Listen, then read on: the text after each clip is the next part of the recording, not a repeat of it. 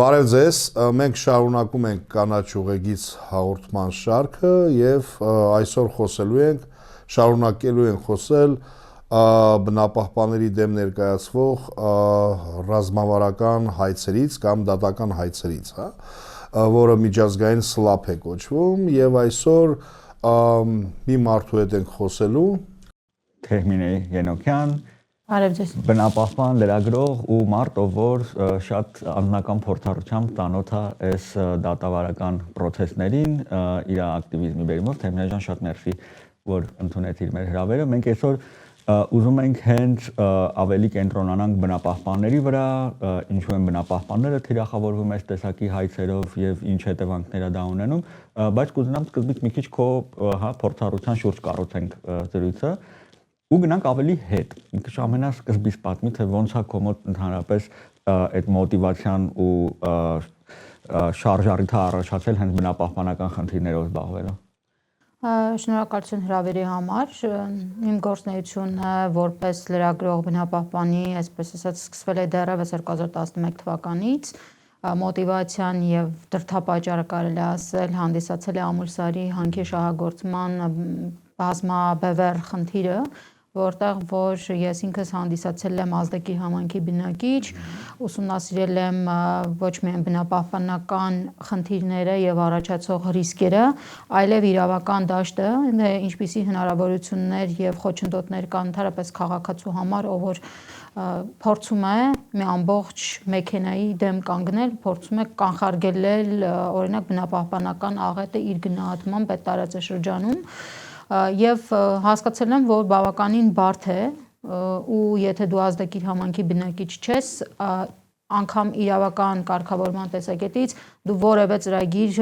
թույլտվություն, որը կառավարությունը տալիս է, իրավունք չունես բողոքարկել եւ դու չես կարող լիազորված լինել որպես հասարակական կազմակերպություն, պատշաճ հայցվորի հարցը իհայտ եկել, օրինակ Թեղուտի փորձը ուսումնասիրելիս հենց էդ էլ ընկել է մեր, օրինակ մենք հայց ենք ներկայացրել գնդեվացիներով երկու նախարարությունների դեմ, շրջակա միջավայրի եւ տարածքային կառավարման եւ ենթակառուցվածքների նախարարության դեռևս 15 թվականին եւ որտեղ որ հանքարդյունահանող ընկերությունը Լիդիանը հանդիսանում էր երրորդ պատասխանող կողմ։ Դա երևի Հայաստանի պատմության մեջ այդ բացառիկ դեպքերից էր, որ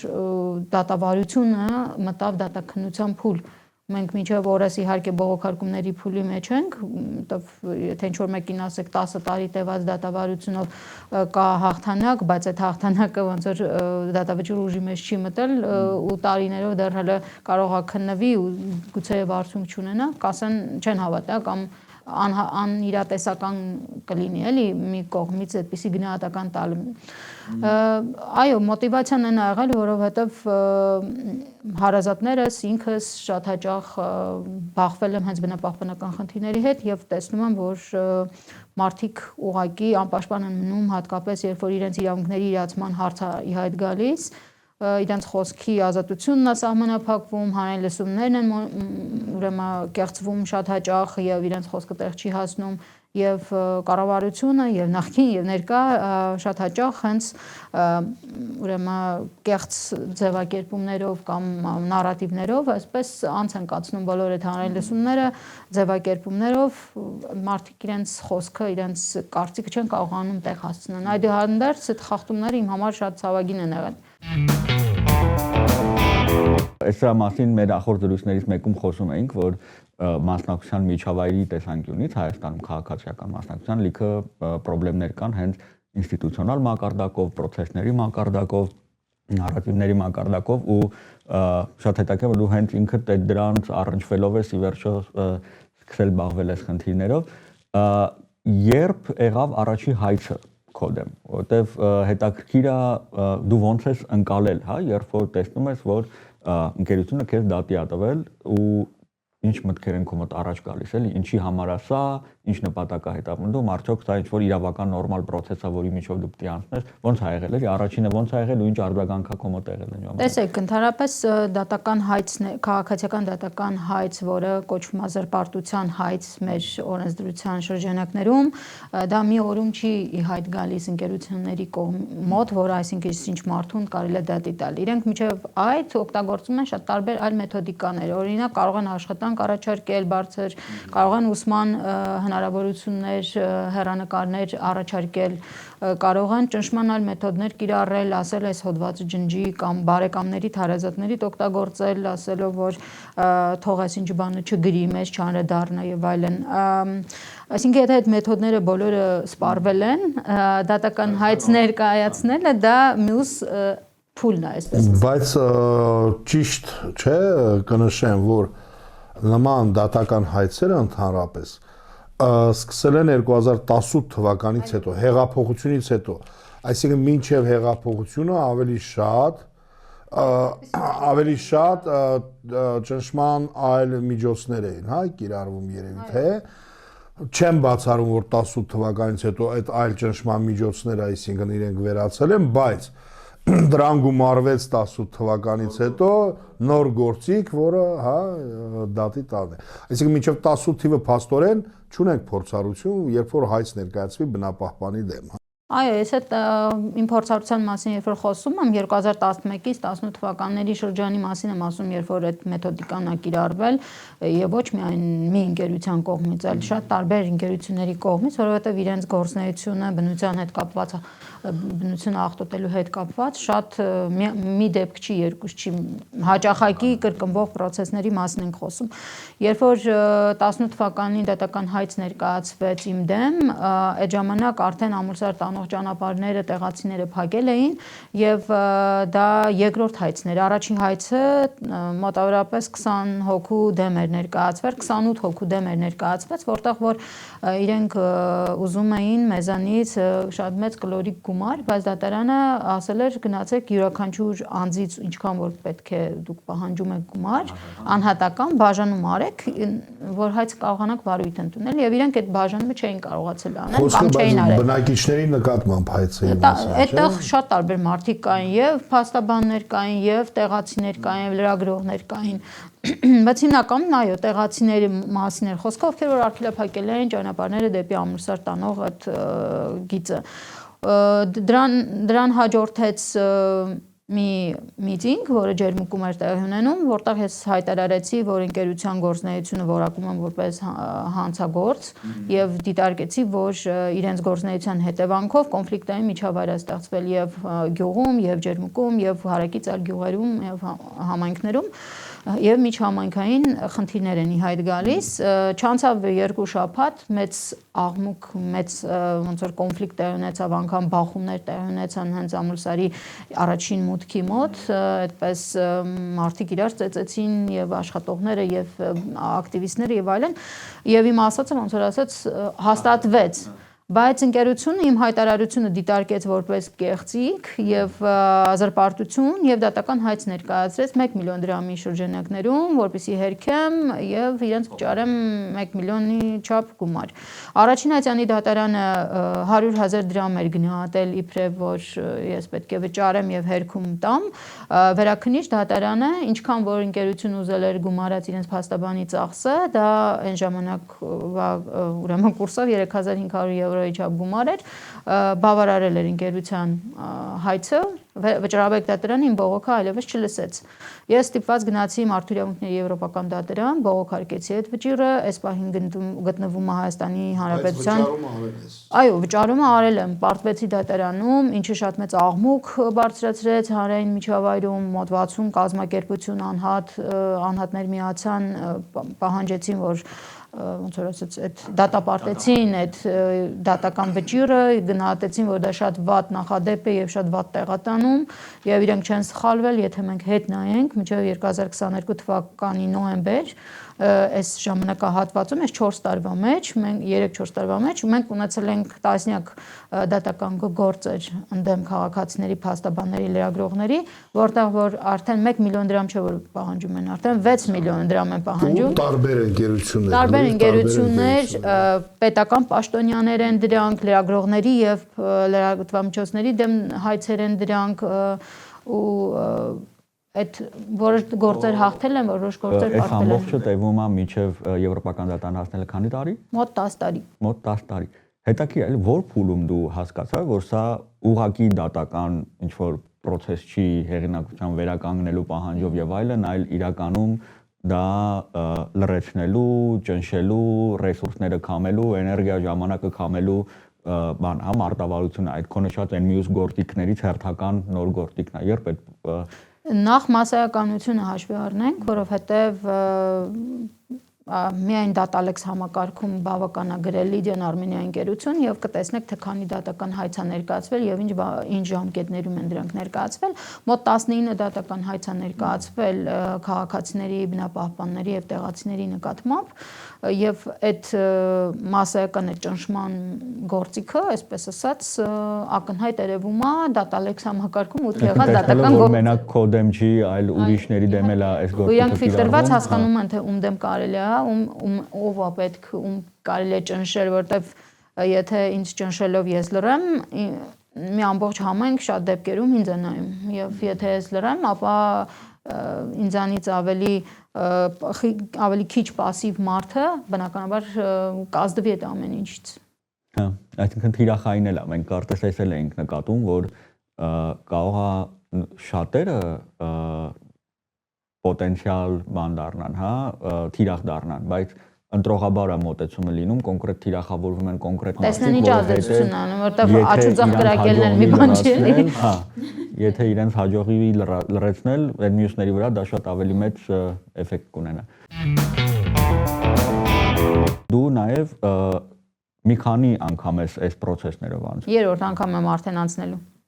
Ինչ բան ես տեսնում, ես մեծ փորձից ելնելով ինչ օրինաչափություններ կան այս գործերի մեջ, ինչ ընդհանուր բաներ ես տեսնում։ Հա, երրորդ անգամը, այսինքն ընդունվել է հայցի երրորդը։ Մենք չունենք այդպիսի պրակտիկա,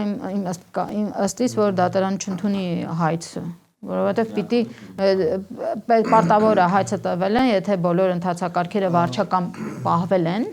վճար, չգիտեմ, հայցի ձևաչափ եւ այլն, ապա դատարանը պարտավոր է քննի։ Բայց ամեն դեպքում այդ երկրորդ հայցի հետ կապված, որը որ եղել է եւ վճիրը կա, մերժել է դատարանը, իհարկե 3 տարի է տևել, չէ՞։ Այո, 2020 Երբ որ վճիրը կարդում ես, դու զգում ես, որ այսինքն դատական համակարգի մասնագետները, այսպես ասեմ, սկսել են խորանալ ընդհանրապես այդ գործընթացի մեջ, էլի, այսինքն մի քիչ ոնց որ հասկանալու համար երևի թե սլափը ընդհանրապես ինչ է, որտեղ այնտեղ մեջբերումները, որոնք որ տրված են վճռի մեջ, իրենք միջազգային օրինակներից են։ Այո, Դանյան ընդդեմ չգիտեմ ում եւ այլն։ Շատ այդ երևի թե միակ ուրախությունն է։ Մինչև թերմինեի այդ հաջորդ, հա, բանն անցնելը,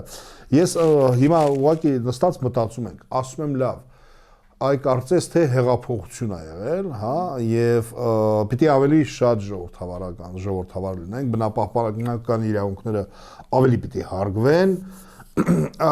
բայց մենք գալիս ենք, այսինքն նոր մեթոդի, հա, ճնշման ձևաչափի, այդ ռազմավարական հայցերի, որոնք հեղափոխությունից հետո են սկսվել։ Ասում եմ միգուցե դա ամեն դեպքում ինչն է, հեղափոխությունից հետո այն ազդելու գործիքակազմերը պակասել են, որ սկսել են դատական հայցերով, հա, պայքարել, թե օրինակ ինձ հետաքրքիր է, դու ինչպես ես մտածում։ Ես հիշում եմ օրինակ, մինչև հեղափոխությունը, չնայած այնպես չի, որ հիմա այդպիսի process-ներ չեն լինում, տարբեր թիրախավորումներ, սպառնալիքներ, վախեր համայնքի բնակիչների մեջ, հիշենք մի հատ Մարց գյուղի դեպքերը, երբ որ Մարց գյուղի բնակիչները պայքարում էին իրենց գյուղում հեկ կառուցելու դեմ, ահա իշխանության երևի մոտ կանգնած մարդիկ կամ չգիտեմ ով գնացել էին, ասենց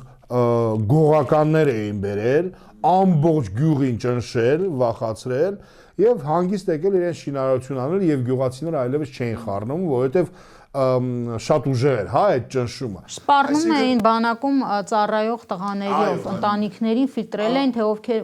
քանի երեխա ունի բանակում եւ այո, ինչ ու նման տարբեր դեպքեր, հա, ես էլ եմ բազմաթիվ այդպիսի, հա, խնդիրներով անցել ժամանակին, հա, այսինքն ինչ, այսինքն գործիքակազմը մի քիչ պակասեց եւ որոշեցին ասենց ավելի ուժեղ, չգիտեմ, միջազգայինորեն միգուցե իրենց համար ճանաչված չէր, հա, որպես սլափը, բայց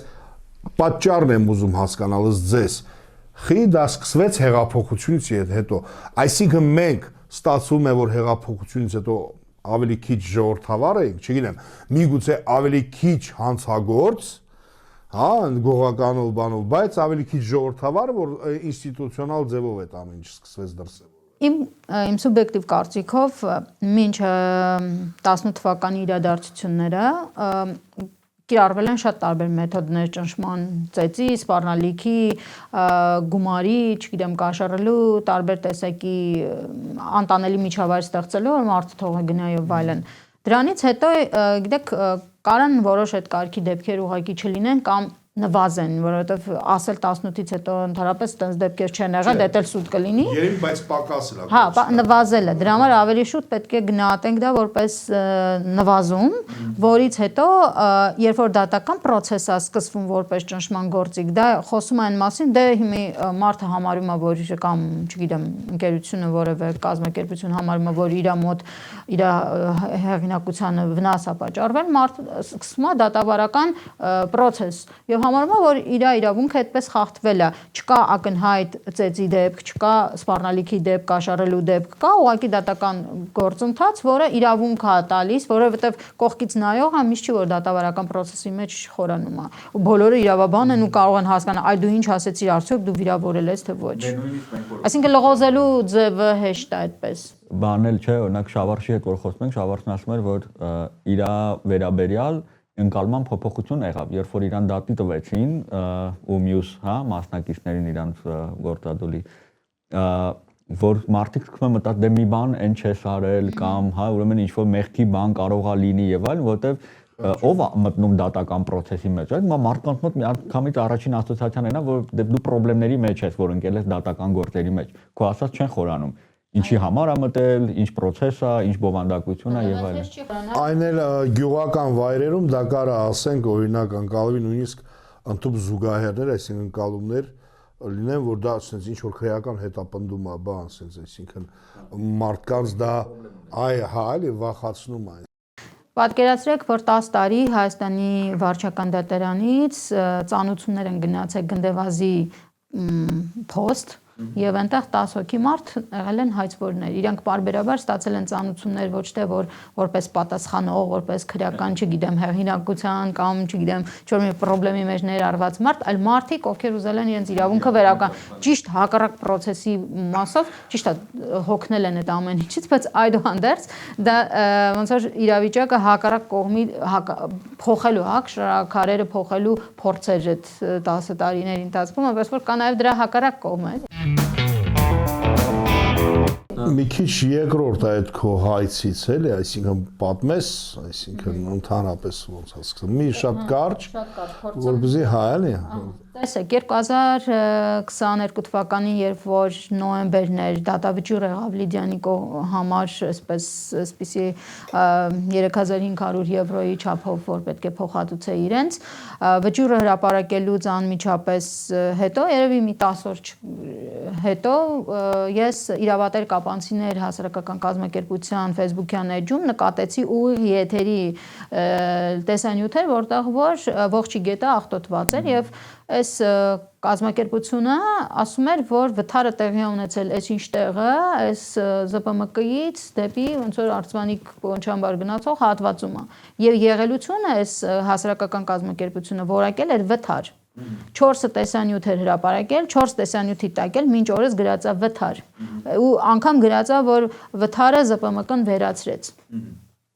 Ես դա չեմ գրել, դրա մասին չեմ ասել, որ ասենք ԶՊՄԿ-ն է վթարել, կամ վթարվել է ԶՊՄԿ-ի պատճառով եւ այլն։ Իմ գրած նախադասությունը Facebook-ում եղել է հետեւյալը, որը հանդիսացել է 6 միլիոն դատական հայցի պատճառ։ Գրել եմ, որ կրկին աղտոտվել է ողջի գետը, ԶՊՄԿ-ից Արծվանիկի Պոչամբար գնացող խողովակաշարը վթարվել է եւ կրկին աղտոտվել է ողջի գետը։ Այսքան նախադասությունը դատական հայցի հիմք է դարձել եւ 2023 թվականի հունվարի 4-ին հայց եմ ստանում ընկերությունից, որտեղ գրած է հերքի, որ Արծվանիկի Պոչամբարում պայթուն տեղի չի ունեցել։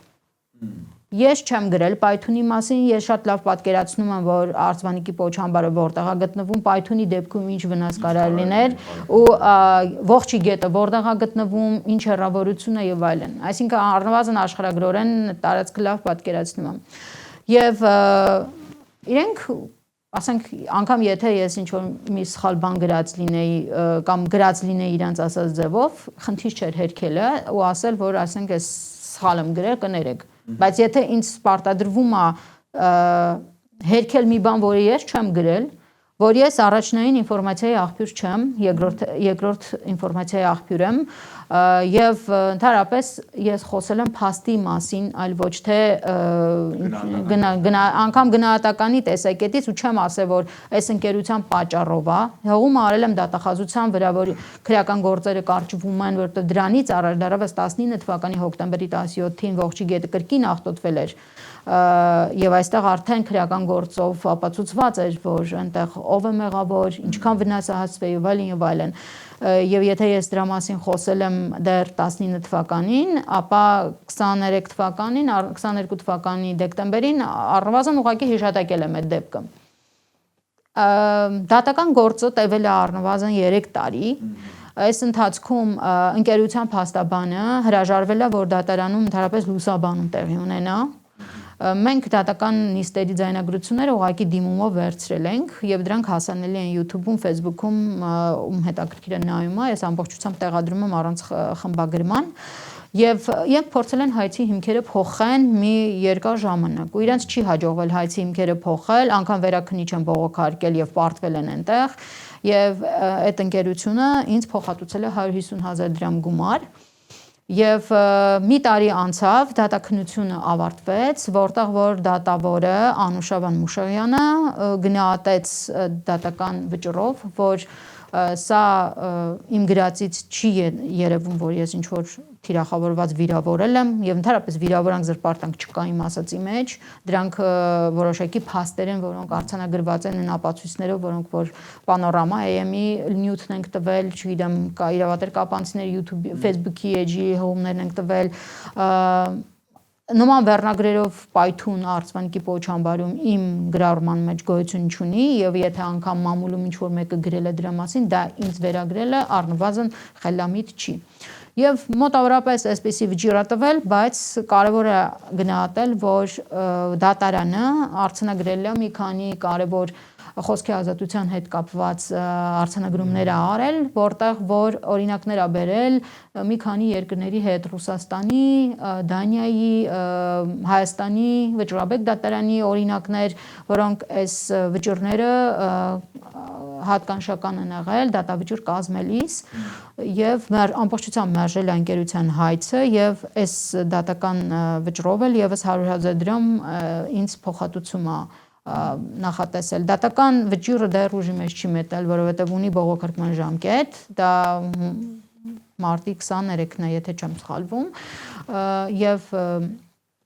եթե չբողոքարկեն, ապա ուժի մեջ կմտնի։ Իսկ եթե բողոքարկեն, ապա պետք է սպասել վերաքննիչի։ Առանձնահատկությունը դրա մեջի ամբողջի մեջի այն է, որ այ ինչպես դու նշեցիր, այդ վճռում հա շատ է խոսում մարդու կարծիք ունենալու իրավունքի մասին, ազատության, հանրային գերակա շահի մասին է խոսում։ Այսինքն տարբեր այդպիսի մեջբերումներ են եւ դա շատ ուրախացնում է, այսինքն այստեղ պետք է մենք մի կարևոր զուգահեռ տանենք, հա։ Այ խոսում են ընկերությունը դատի ատարես զրպարտության համար իր բարի համբավը, չգիտեմ, բարձրացնում։ Հիմա Թերմինեի գործի հետ կապված Միջազգային իրավապաշտպան ցանցերը հայտարարություններ են տարածել, ՄԱԿ-ի զեկուցողը խոսացել է, միջազգային, չգիտեմ, կազմակերպություններ, առաքելություններ խոսացել են, տեղում քաղաքասարակությունը խոսացել է, որակել են դա որպես սլաբ, որակել են դա որպես այդ process-ները Հայաստանում բնապահպաններին ճնշելու միջոց։ Հիմա այդ ամբողջ process-ը գլոբալ առումով չի առատավորում, այսինքն ընկերության, այսինքն որն ավելի վնասելի, այսինքն այդ տեսանկյունից, այդ միջազգային ամբողջ, հա, շարժը, աղմուկը, միթե ինքը առատավորման որևէ ազդեցություն չունի, այլ, չգիտեմ, հա, ինչ որ մի իրավապաշտպանի կամ բնապահպանի գրառումն է առատավորում, հա, այդ հետաքրքիր է, եւ ինչի համար եմ դա ասում, որպեսզի հասկանանք թեմին, հա, այս ամբողջ ընթացքում։ Հիմա էլ կարծեմ դերևս այն մյուսի վճիրը չկար, որը մերժվել է, մի հատ նոր հայց է ներկայացվել, հա, դրա մասին խոսած, բայց ինչքան ժամանակ ես դու, չգիտեմ, նյարդ ես մոտ մի 4-5 տարի, մեկի 3 տարի, մյուսի ես մեկն չգիտեմ։ Կարող ենք համարել, որ դու ժամանակ ես կորցրել, չգիտեմ, նյարդերը տեն խանգարվել, չգիտեմ, առողջական ատեմ մեգուցե վատացել, մի խոսքով, ոնց է ազդել այդ ամեն ինչի քո վրա։ Միանշանակ ես այդ ժամանակը, որը ծախսել եմ դատարաններում, կարող է շատ ավելի ակտիվ եւ շատ ավելի արդյունավետ գործունեության վրա ծախսեի, հա, բայց արդյունքում ստացվել է, որ դատական process-ների մեջ ենք մտել,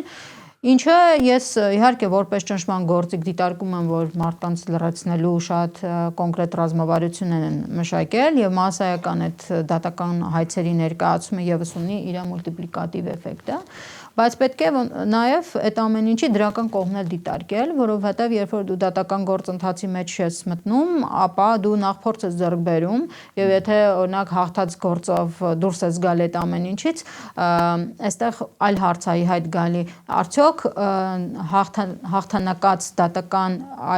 գործի մասին այնքան է խոսվում, ինչքան որ այդ ամբողջ դատական process-ի ժամանակ, երբ որ քեզ դատի են տվել, որովհետև երբ որ մյուս կողմը պարտվում է,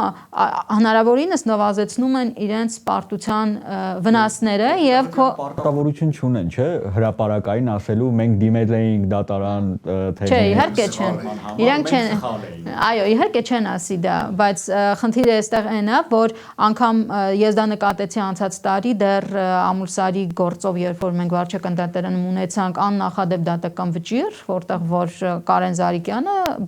բավարարեց գնդեվացիների հայցը, այսպես ասած, որը ընդդեմ երկու նախարարություններ եւ երրորդ պատասխանող կողմ ընկերություններ։ Ես նկատեցի, թե որքան ստվերեցին այդ դատավճիռը, բայց օրինակ ՀԿ-ները նույն հայցի հիմքով դիմել էին դատարան եւ իրենք պարտվեցին, ՀԿ-ների հայցը մերժվեց, քաղաքացիների հայցը նույն հիմքերով բավարարվեց, նույն վարչական դատարանում երկու տարբեր դատավորներ էին։ Ոնց էր ընկերությունը թմբկահարում այո ՀԿ-ները որ պարտվեցին եւ զրո խոսակցություն են մասին անգամ մեդիաների մակարդակով որ ուրեմն Ամուլսարի այսինչ վարչական գործը այսինչ քաղաքացիներ այսքան տարի անց հաղթել են հենց այդտեղ է այդ հավասարակշռությունը փոխվում եւ դու հասկանում ես որ մի խոսքով դատական ռազմավարական հայցերը ուժեղացնում են բնապահպաններին պետք է բոլորին դատի տալ ուժեղ չէ իհարկե չեմ հորդորում դատի տալ բայց հետաքրքիր որ այս ամենին հակազդելու ռազմավարություններից մեկը հենց պետքա լինի հաջողության օրինակները ավելի հրապարակային ներկայացնելու ոչ միայն այն դեպքերը երբ որ ընկերությունը դատի ա տվել քաղաքացուն ու բանը հա քաղաքացին հաջողության պաշտպանվել է այլ նաև այն դեպքերը երբ որ քաղաքացիները ինչ որ դեպքերում ճանաչվել են տուժող հա ու կարողացել են այդ կարգավիճակը ստանան ու ինչ որ փոխհատուցումներ ստանան լինի դա ինչ որ ախտոտման հետևանքով եւ այլն հա այսինքն այն դեպքերը որտեղ որ քաղաքացին կարողանում է օգտագործի իրավական համակարգը դատա իրավական համակարգը իր իրավունքները պաշտպանելու այդ հաջողված օրինակները շատ ճիշտ ես նշում, այնքան տեսանելի չեն, ինչքան երբ որ հակառակ կողմից ընկերությունները կամ քաղաքական գործիչները օգտագործում են այդ գործիքները քաղաքացիներին ճնշելու համար։ Մի ուրիշ ասպեկտ է իհարկե լուծումների մասին կխոսենք, բայց միջև այդ ուզում եմ մի հատ ցենց ավելի լայն մեզ հարց տանք, էլի։ Այո, այս գործերը նաև լրագրողների են թիրախավորում, փաստաբանների են թիրախավորում, բայց ինչպես է ստացվում, որ Հայաստանում այս գործերի հիմնական թիրախը բնապահպաններն են։ Ինչի են հենց ամենաշատը բնապահպանները դառնում այս տեսակի լրացման, հա, այս դատավարությունների թիրախ։ Որովհետև Հայաստանում բնապահպանական խնդիրները առնչվում են հատկապես խոշոր ընկերությունների գործունեությանը եւ այդ խոշոր ընկերությունների գործունեության պատճառով է, որ երբեմն գետերն են աղտոտվում, երբեմն թթվային դրենաժ է տեղի ունենում, երբեմն տեսնում ենք շատ բարձր ռադիացիոն ֆոն, ապօրինի շահագործման դեպքեր ենք տեսնում, քրեական գործեր ենք տեսնում այդ ոլորտի կամ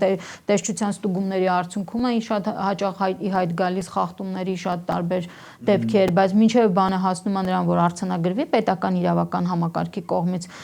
մարդը, որ դրա մասին բարձրաձայնում է, ուղիղ առնչություն է ունենում եւ ուղիղ ոնց որ բարձրաձայնում է այդ խնդիրների մասին եւ ինքն է դառնում թիրախը։ Եթե չկա բարձրաձայնողը, մենք գիտենք օրինակ դեպք, որ օրինակ Դեբետ գետի աղտոտման դեպքով տվյալներ էին, չէ՞, կեղծվել եւ ասենք եթե մեկը դրա մասին երկու քրեական գործ կա այս բան, որից մեկով 11 քաղաքացի դժոխ է ճանաչվել։ Ահա, դե տեսնում եք, որ ասենք միշտ չի որ այդ հետևողականությունը կա եւ անգամ հետևողականության դեպքում կա արդյունք, միշտ չի որ այդպես է լինում։ Ինձ այդ հա դատմա համ մենք ունենք մեծ ռեսուրս։ Այսինքն լրան այնքան հեշտ կլինի ռիսկը կառավարել։ Լայն կոնտեքստով եմ նայում, քան մենակ դա, որովհետեւ նաև բնապահպանությունը կամ հա շրջակա միջավայրի պաշտպանությունը տեղական համայնքների բնակիչների համար դա ժողովրդավարության խթան է։ Այսինքն այդ կարևորագույն այն ոլորտներից է, որտեղ որ տարբեր խավերի ներկայացուցիչներ իրենց ձայնը բարձրաձայնում են եւ այսպիսով նպաստում են ժողովրդավարության կայացմանը տեղական մակարդակում, այսինքն ստեղ ոչ միայն բիզնեսի գործերը, այստեղ նաև գեոպոլիտիկ մոտեցումների խնդիրեր կա։ Այսինքն որպեսզի որովհետև ուրիշ հարցերով, ասենք, չգիտեմ, հա, այն անգամ եմ ասել, օրինակ գյուղում կանգ արա այսօր կառուցենք թե վաղը կամ չգիտեմ, այստեղ կառուցենք թե այնտեղ դիսկուրսներ եւ քննարկումներ վեճեր չեն լինում։ Բայց բնապահպանական հարցերի համար կամ շինարարություն, օրինակ շենքի շինարարության բնապահպանական հարցերի համար եւ ֆերմերն է խոսում եւ համայնքային ակտիվիստը եւ կանաչ տնտեսվարը եւ կինը եւ երիտասարդը բոլոր խմբերը վերջերս տեսնում ենք նաեւ սկսել են խոսել աշխատավորները բնապահպանական խնդիրների մասին այսինքն ինքը ժողովրդավարության տեղական մակարդակում կարևորագույն խթան է եւ ցուցիչ եւ դա ոչ միայն շատ դեպքերում դուր չի գալիս ինչ որ շրջանակներին այլ նաեւ դուր չի գալիս տեղական իշխանությունների շատ դեպքերում, որոնք որ խրախուսում են այդ մարդկանց կամ միգուցե նույնիսկ, չգիտեմ, ինչ որտեղ միգուցե նաև ինիցիատոր են հանդես գալիս, որպեսզի ինչ որ ձևով։ Այսինքն, ստեղ մենք ուղիղ գործ ունենք ժողովրդավարության, ասենց ասած լրացման կամ վերացման չասեմ, բայց նվազեցման հետ, էլի, հա։ Դե տեսեք, եթե մենք հստակ օրինակ բերենք, 14-ից 16 թվականների ընթացքում, օրինակ Գնդեվազի գյուղի հողերի առուծախի թեմայով կա հոդված հրապարակված, դեռևս 19-20 թվականին այդ հոդվածը հրապարակվել, որտեղ որ հստակ երևում էր, թե հողերը ինչ մեթոդով են վաճառվել։ Անգամ կա քրեական գործ հենց նախկին գյուղապետի գործնեության եւ այդ հողերը ոնց որ հանրային սեփականությունը կոպեկներով աճուրդով իր հարազատներին օտարելու, հետո այդ հարազատները վերավաճառել էին ընկերությանը անհամեմատ բարձր գներով, դրանք 300-400 հազար դոլարի մասին էր խոսքը ամեն մեկին եւ անգամ այդ հոդվածի հրապարակումից հետո ընկերությունը շատ մեծ ոգևորությամբ ասաց այո մենք այդ հողերը շատ բարձր են գնահատել եւ ստացվեց որ օրինակ գյուղապետի հարազատների հողերը օրինակ կարար 64000 դոլար լիներ, 300,000 դոլար լիներ, ընկերներին ավելի բարձր ինչ որ գներ լիներ։ Նման բան ժամանակին թեղուտում էլա, չէ՞ եղել։ Այսինքն տարբեր գնային բաներ եւ հիմա մարդիկ եվրոպական դատարաններից այս պահին էլ գումարներ են ստանում, դատեր են շահում, գումարներ են ստանում եւ վճարում է Հայաստանի Հանրապետություն։ Հիմա ասել տեղի ժողովրդավարության ինչ կարգի է դա օրինակ հանրային ակտիվիզմը, բնապահպանների գործունեությունը ինչի է խանգարում։ Խանգարում է, որովհետև այդ տեսակ խնդիրներ են վերհանում, որովհետև դա միայն ուղղակի ջրի հարց չի, որը աղտոտման էլի նկատի ունեմ այդ ջրերի ռեսուրսների բաշխման հարցը, հողերի գների ծախման վերավաճառքի այդ տեսակ այլ հարցեր են ի հայտ գալի։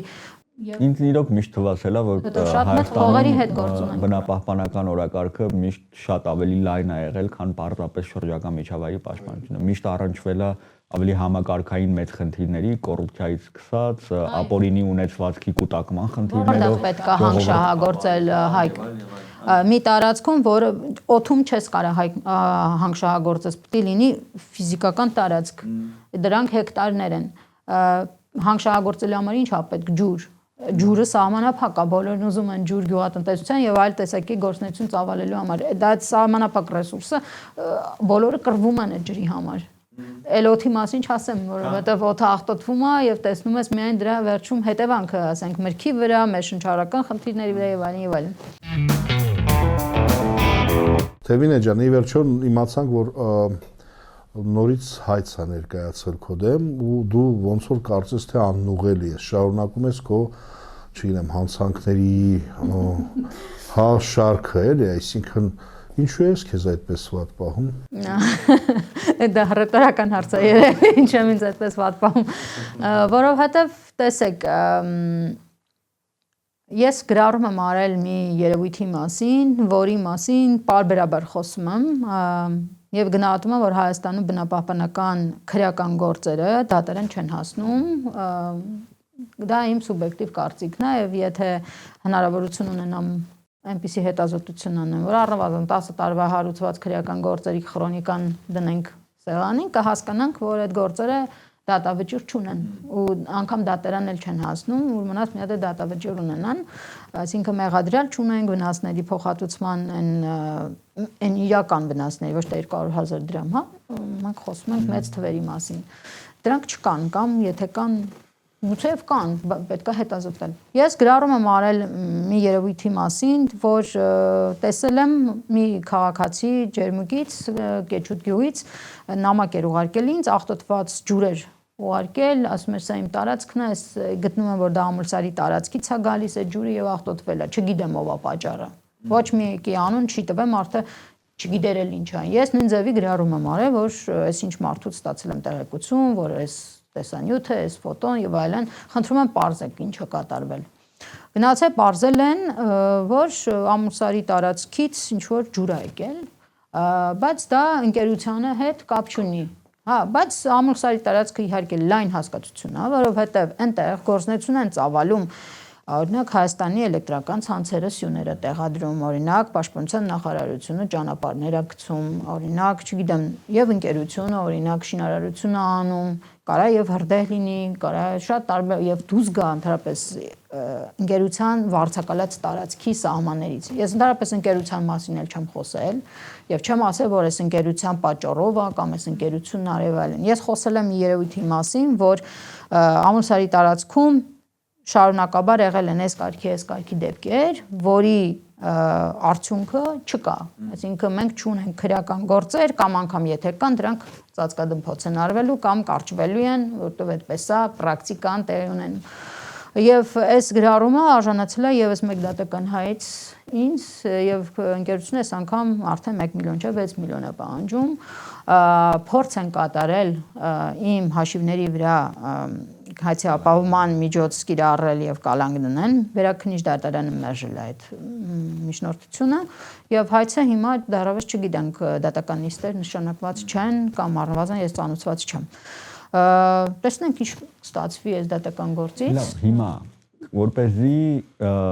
սովորական քաղաքացին այս ամենը լսելով չմտածի, էլի, եթե ես հիմա սկսեմ չոխնդիներ բարձրացնել, ինձ էլ բարձրացնել, ինձ էլ սպասվում է ճակատագիրը 10 տարի եւ ավել մտնել եզրակացությանը գալուց քեզ։ Ճիշտ է, եզրակացությունը գալու է։ Ավարտենք հետեւյալի շուրջ խոսելով։ Ինչ է պետք անել մեր այս միջավայրը բարելավելու, քաղաքացիներին ակտիվ պաշտպանելու, մենք խոսել ենք օրինակ օրենսդրության անհրաժեշտության մասին, որը որ պետքա այնպես անի, որ այդ գործերը այդքան երկար չտևեն, հնարավորինս ավելի վաղ փուլում, հա, կանխարգելվի եւ այլն։ Դու ինչը կառանձնացնես, թե ինչա պետք անել, որպեսզի այս ճնշող սահմանափակող գործիքները չհասնեն իրանց արդյունքին ու վերջո նաև տեղական մակարդակում քաղաքացիները, ովքեր որ ուզում են իրանց խնդիրների մասին բարձրացնել, չմտածեն ոնց են ձևակերպում, ինչ բառ օգտագործեցին, ինչ տառ օգտագործեցին, որ հանկարծ դատարան չհայտնվեն, հա։ Ինչա մեզ պետք քաղաքականության առումով, օրենքների առումով միգուցե Նախ հանրային լայն իրազեկում հաղթած գործերի վերաբերյալ, օրինակ հենց նույն հանրային հեռուստաընկերությունը, որ իմ հարկերից սնվող կառույց է, թող բարի լինի այդ գործերի մասին հենց պարտված ընկերությունների պարտված գործերի մասին խոսել են գործերի մասին, որոնք մարդու իրավունքների եվրոպական դատարանում են եւ Հայաստանի Հանրապետության պետբյուջեից ինձ պետքա վաղը մյուս օր փոխհատուցեն եւ իմ նման լիքը այլ քաղաքացիների Եվ այո, օրենսդրություն, որը որ կպաշտպանի եւ դատավորներ, որոնք որ կրթվեն, չգիտեմ, կվերապատրաստվեն եւ այդ դատական հայցերը պարզապես ուղղակի չեն հայտնվի շարքային ինչ-որ մի դատավորի մոտ, որը ընդհանրապես տեղակ չէ ամեն ինչից եւ կքննի ճիշտ տնենց ոնց որ մնացած այլ գործերը եւ դրանով իսկ հենց առաջին իսկ հայցը երբ որ կգնա, որը կորակվի որպես սլաբ, թող հենց առաջին իսկ փուլում էլ մերժվի Բանը չհասնի նրան, որ ինձ, չգիտեմ, ծանուցում գա այն մասին, որ, չգիտեմ, արդեն դատավճռի փուլ է հասել, հասնեմ, քննվի այդ գործը եւ այլն։ Եվ դրան զուգահեռ, այդ ամենը զուգահեռ պետք է շարունակվի հզորացնել տեղական համայնքների բնակիչներին։ Քաղաքացիներին իրենց սոցիալ-էկոլոգիական իրավունքները պաշտպանելու համար, որպեսզի այնքան շատ լինեն խոսացողները, որ ուղղակի չգիտեմ, ժամանակ չունի դատական հայցերի քանակը այդքան ապահովել, դա է պետք անել եւ իհարկե մենք տեսնում ենք, որ շատ դեպքերում նույն մարդկանց նկատմամբ են հայցերը ներկայացվում, բայց երբ որ շատանան այդ մարդիկ համայնքներում, ապա ինստինկտիվ կստացվի, որ այս մեթոդը իրեն չի արդարացնում եւ դրա կարիքը չկա էլ, այսինքն Հա, դե հիմա մեծ հաշվով թիրախավորելով մի քանի հոգու, իրանց ռեսուրսները ի վերջո շատ մեծ են կարող են, բայց եթե դա դառնում արդեն մասսայական process, հա, միգուցե էֆեկտը կորցնի։ Շատ լավ, քեզ շատ մերսի Թերմինե ջան, քո փորձով կիսվելու համար, մենք շարունակում ենք դեռ խոսել քաղաքացիական մասնակցության, բնապահպանական ակտիվիզմի մասին ու այն գործոնների ու այն միջավայրի մասին, որը որ փորձում ենք ավելի բարելավել, որպեսզի մեր քաղաքացիները կարողանան լիարժեք իրանց խոսքի ազատությունից եւ իրանց ժողովրդավարության ու տեղական մասնակցության իրանց իրավունքներից օգտվեն, այնպես որ շարունակեք հետևել մեզ։ Այո, շարունակեք հետևել մեզ Քաղաքացու մեդիա հարթակի Facebook-յան էջով, YouTube-յան ալիքով, TikTok-ով, Instagram-ով եւ cvmedia.am կայքով կհանդիպենք շուտով։